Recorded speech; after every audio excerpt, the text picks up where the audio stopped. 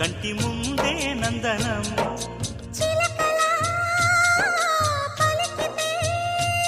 ఉండిపోదా సంబరం ఉండే కాదా మందిరం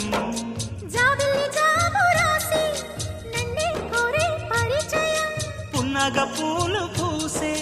వన్నే చిన్నే రసమయం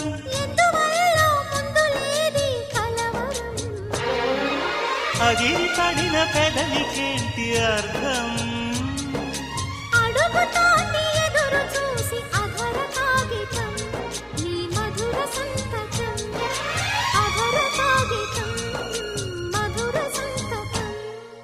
గుప్పెడు గుండెను తడితే దాని చప్పుడు పేరు సంగీతం